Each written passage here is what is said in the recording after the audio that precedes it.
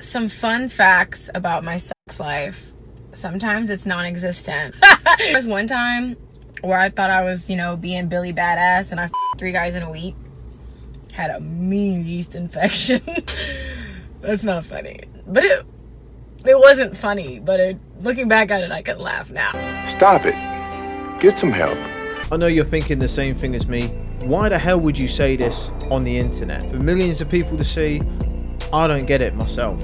And this video was a few years back, I believe, and she was telling the porkies, because as of recent, as we know, she said those 3 men was in a 24-hour window, not a week. There was a video that I did in my car where I was talking about how I had sex with, was it 3 men in a day, yes. And then I ended up getting a yeast infection. Yes.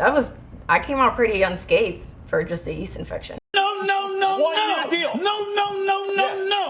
No. Right. Considering what I could have gotten. Right. But did you think Did I think about the ramifications yes. of telling people that I had sex with multiple men? Yes, I don't care. It's the truth. If you don't see me as a potential dating person, then great, one less heart to break. Leave me alone, and I'm gonna continue to live my truth. But you do understand, Brittany, that's hard for a man. Look, like you said, public versus private. Now, if you and I having a conversation, and you're sitting here, we have a conversation, and you say, well, Shannon, I slept with this many men. Okay, that's one thing. That's between you and I. But to have that conversation, and then everybody, Sam, John, and everybody else knows it, that's a whole different ball game, Brittany. That's fine with me. I mean, I feel that. But see, that's selfish, because all you're thinking about is you. What about him? He has got to be with you. He has got to be with me? No, what I'm saying. He has the privilege to be with me. Huh? It's a high bar to hurdle if she makes things that she's done public. I think you understand what I'm saying.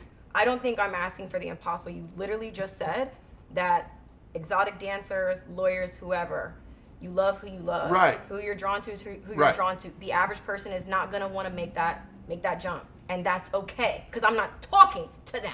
I don't need anybody average. I'm not average. There's nothing about my mentality that's average. I don't carry myself as average. I don't look average. I'm not mundane and forgettable, just like these other I stand for something. I get so much flack because there's this little box, and people want me to just like suck, shut up, make an OnlyFans. Let me finish though. They want me to go over here and just admit that I'm a gold digger, that I trap guys, and that I only care about money. But because I go so hard about true love, it's a mother problem. She says she's not average, but she's a bizzle, Sleeping with 3 men, different men in 24 hours, and you say you're not average, that you're some prestigious woman, and the guy is so lucky to have you.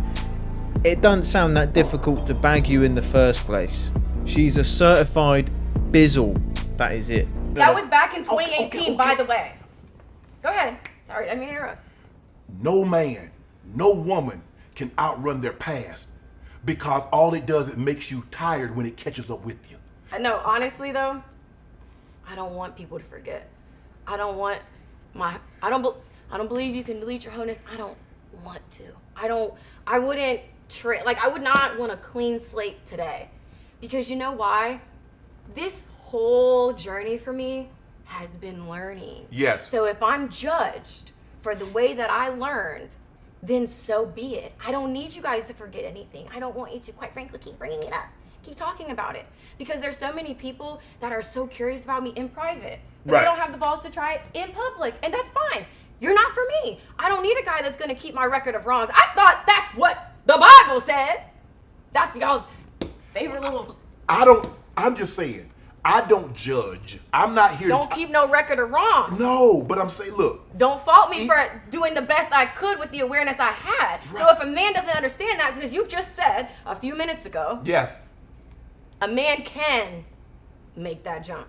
Will he? Most likely? Probably not. Right. But guess what? Who's for but me? He's not for this. Let me finish. Okay. You're not just wrong, you're stupid. Now wait just a minute. What she doesn't understand is that men and women are different. Men care about a woman's past, whether you like it or not, and women care about a man's future. So what she's saying is, she wants a man to accept her 304 activities and treat her like a queen. It don't work like that. If you dress like a crackhead, you look like a crackhead, you act like a crackhead, people are going to treat you like a crackhead. So the fact she's acting like a 304, she's going to get treated like one.